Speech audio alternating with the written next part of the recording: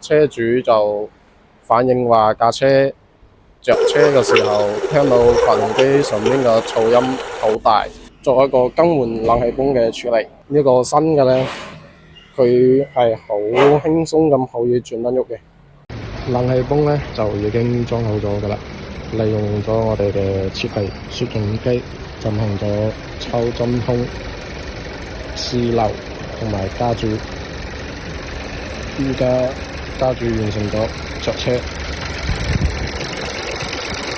異樣已經消失咗，瞬間成架車安靜咗。